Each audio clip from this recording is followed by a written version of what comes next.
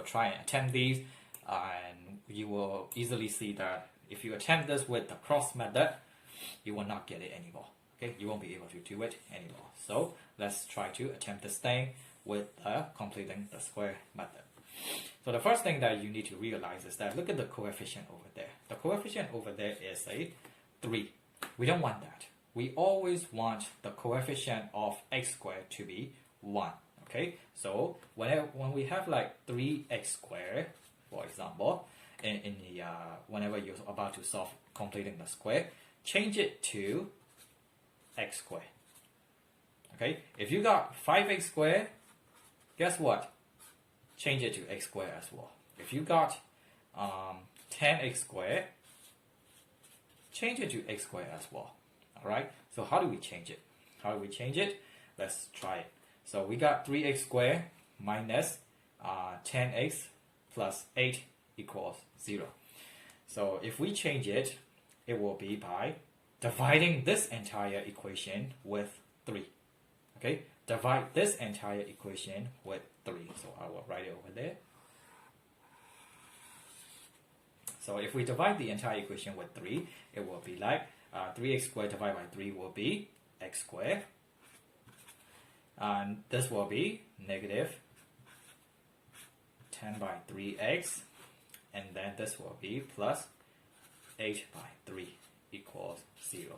And now we got a new quadratic equation, a simplified one.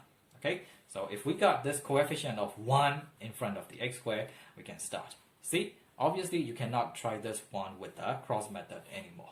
That would be quite impossible. Alright, so we will start with x squared. Now x squared is x times x. And then we will separate and put the negative 10 by 3 to both of these sides. So if we divide negative 10 by 3 with 2, we will get 5 by 3. So I will write negative 5 by 3 x over there, and over here as well, negative 5 by 3 x. So that when you add both of these together, you will have negative 10 by 3 back. That's the whole point.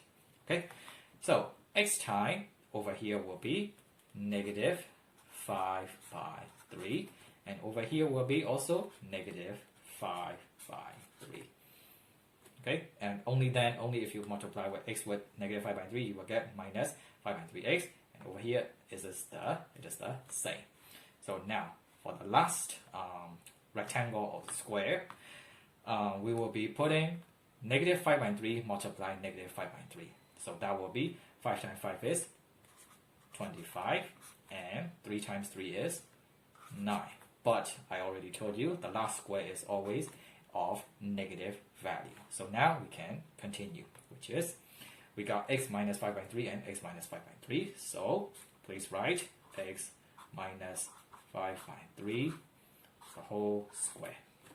And then put this thing over here, negative 25 by 9. And then put positive 8, but do not forget, sorry, this one, not this one, this one. Sorry about that. Okay, so positive 8 by 3. Okay, and that will be equal to 0. So after that, you can solve this thing. So x, you please use your calculator. Okay, if you are not so sure on how to mentally solve it, please use your calculator. So if you solve this, you will get negative 1 by 9 there, and that will be equal to 0. So after that, excuse me, I'm just going to like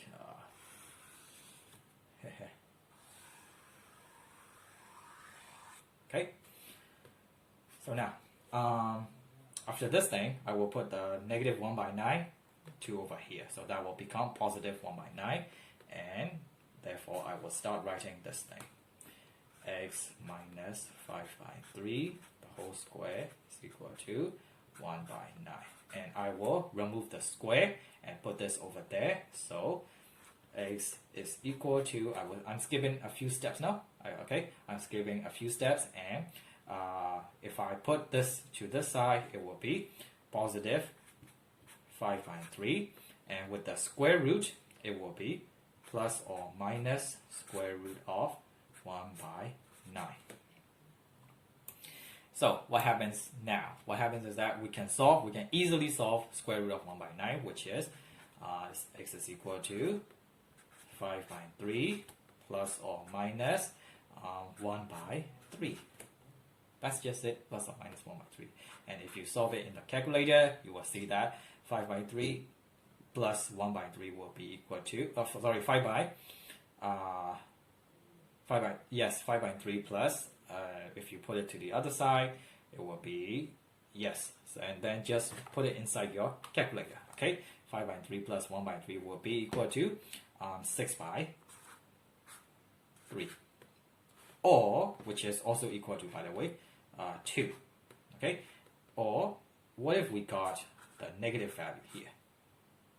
Okay, the negative value is 5 by 3 minus 1 by 3, which is equal to 5 minus 1 is 4. So 4 by 3. So it is 2, or if you don't want to change it into decimal, it's okay. Just maybe change it to mixed number. Okay, that will be like 3 over there, 3 times 1, and therefore over there will be 1. And that is how you solve the completing the square method.